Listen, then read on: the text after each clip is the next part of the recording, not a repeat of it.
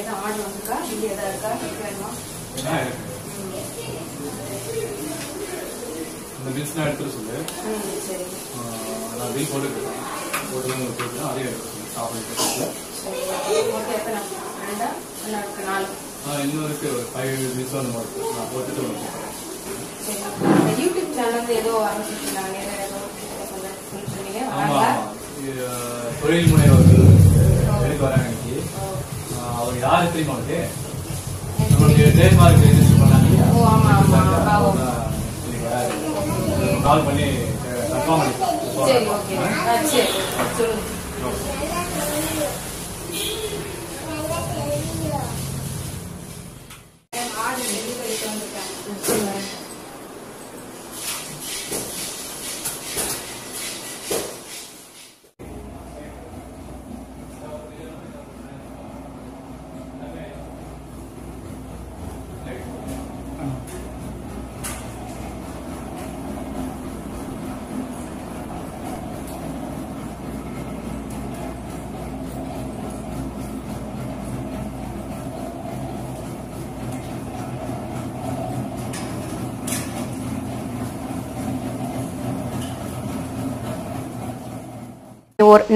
நேயர்களுக்கு அனைவரும் என்னுடைய இனிய வணக்கத்தை தெரிவித்துக் கொள்கிறேன். என் பேர் வந்து ராஜலட்சுமி. நான் ஆக்சுவலாக BSc emergency and drama care technology in Ramachandra medical college Porur அங்கே படிச்சிருந்தேன். என்னோட ஹஸ்பண்ட் வந்து மிஸ்டர் ஜெயக்குமார். அவங்க பப்ளிஷிங்கில் ஒர்க் பண்ணிட்டு இருந்தாங்க. சரி, ஏதாவது ஒரு பிஸ்னஸ் பண்ணுவோமேன்னு சொல்லிட்டு 2 பேரும் யோசிச்சுட்டு இருக்கும்போது என்ன செய்யலான்றது ரொம்ப ஒரே குழப்பமாக இருந்தது. அந்த சமயத்தில் வந்து மதுரை போயிருந்தோம். அங்கே ஒரு மீட்டிங் ஒன்று அட்டன் பண்ணோம். அங்கே வந்து சிறுதானியத்தை பற்றி கொஞ்சம் லைட்டாக கேள்விப்பட்டோம். சிறுதானியத்தை பேஸ் பண்ணி நம்ம ஏதாவது செய்யுமே, பிஸ்னஸ் மாதிரி பண்ணுவேன்னு சொல்லிட்டு, மற்றவங்களுக்கு யூஸ்ஃபுல்லாக இருக்கிற மாதிரி பண்ணுவேன்னு சொல்லிட்டு யோசிச்சுட்டு இருந்தோம்.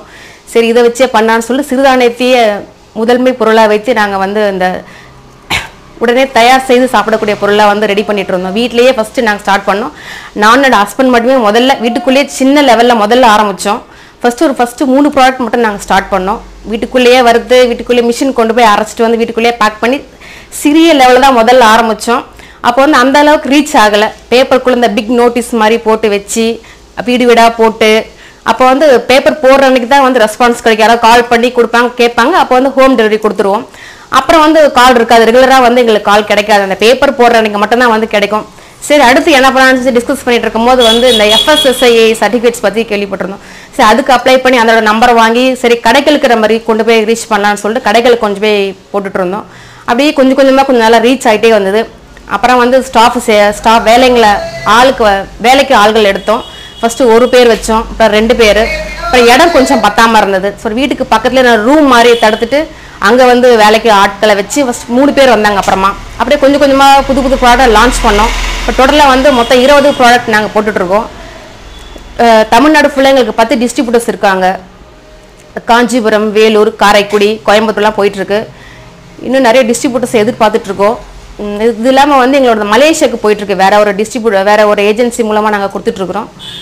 இல்லாமல் வேளாண் துறைக்கு ஏதாவது அதை பேஸ் பண்ணி எதாவது பண்ணணும்னு சொல்லி தான் இதையும் நாங்கள் செலக்ட் பண்ணோம். வேளாண் துறைக்கு நம்ம சப்போர்ட் பண்ண மாதிரி இருக்குன்னு சொல்கிறது சிறுதானியத்தை பேஸ் பண்ணிகிட்ருக்கோம். இப்போ எங்கள் ப்ராடக்ட் பார்த்திங்கன்னா நிறைய பேர் வந்து கேட்குறாங்க, ஸ்மால் மில்லட்ஸ் இது இல்லையா, டயபெட்டிக் மிக்ஸ் இல்லையான்னு சொல்லி கடையில் கேட்டு வாங்குற அளவுக்கு நாங்கள் ரீச் ஆகிருக்கும் போது ரொம்ப சந்தோஷமாக இருக்குது. ஸோ சும்மாவே எதுக்கு ஒரு ஒருத்தர்கிட்ட போய் நம்ம நம்ம ஒரு 4 பேருக்கு வேலை கொடுக்கலாம், நம்ம கஷ்டப்படுறவங்களுக்கு 4 ஒரு ஹெல்ப் பண்ணலான்றதுக்கோசம் நாங்கள் ஸ்டார்ட் பண்ணுற மாதிரி இருக்கட்டும் அப்படின்ட்டு இப்போ கிட்ட வந்து இப்போ ஸ்டார்டிங்கில் ஒருத்தர் இருந்தாங்க, இப்போ 8 பேர் வேலை செய்கிறாங்க. 8 லேடிஸ் எங்கிட்ட வேலை செய்துட்டு இருக்காங்க.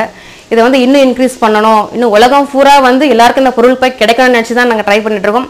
அதுக்கோசமே நாங்கள் ஸ்டார்ட் வந்து ஜெய் எக்ஸ்போர்ட்ஸ்னு சொல்லிட்டு எங்களோட கம்பெனி நேம் ஸ்டார்ட் பண்ணியிருக்கோம். அதுக்கோசம் ஐஇ கோடு வாங்கி வச்சுருக்கோம். இன்னும் உலகத்துக்கு நம்ம போய் பொருள் வந்து கொண்டு போய் சேர்க்கணும்னு சொல்லி தான் நாங்கள் கஷ்டப்பட்டுட்டு இருக்கோம். சீக்கிரமாக அது நடக்கும்னு நினச்சிட்டு இருக்கிறோம். ஸோ நம்மளும் எதாவது பிஸ்னஸ் பண்ணலாமேன்ட்டு நிறைய பேர் பண்ணணும். அது வந்து நம்ம சிஸ்டமேட்டிக்காக பண்ணும்போது எல்லாமே வந்து கரெக்டாக நடந்துடும். அது வந்து மகளிர் எல்லாரும் வீட்டில் வந்து சும்மா இருக்காமல் உங்களுக்கு தெரிஞ்ச தொழிலை, உங்கள் சூழ்நிலைக்கு ஏற்ற மாதிரி தெரிஞ்ச தொழிலை வந்து நீங்கள் செய்யுங்க. நான் வந்து எப்படி இந்த தொழில் செய்து ஆரம்பத்துன்னு சொல்லிட்டு நான் ஆரம்பத்தில் சொல்லியிருக்கேன். நான் அந்த தொழில் தொடங்கும் போது என்னோட 2வது குழந்தை வந்து கன்சீவாக இருக்கும் போது நான் ஆரம்பித்தேன்.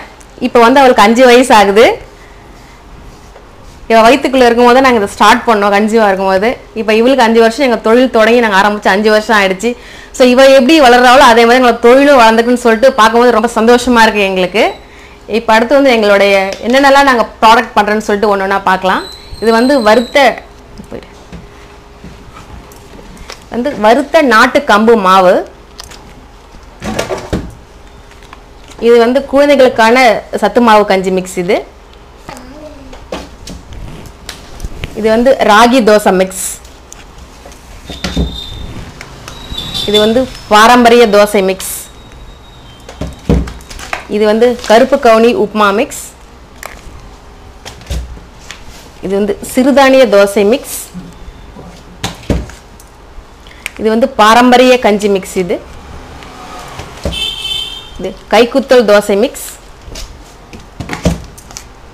இது கம்பங்கஞ்சி மிக்ஸ். இது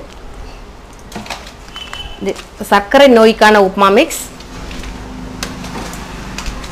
இது அடை மிக்ஸ்.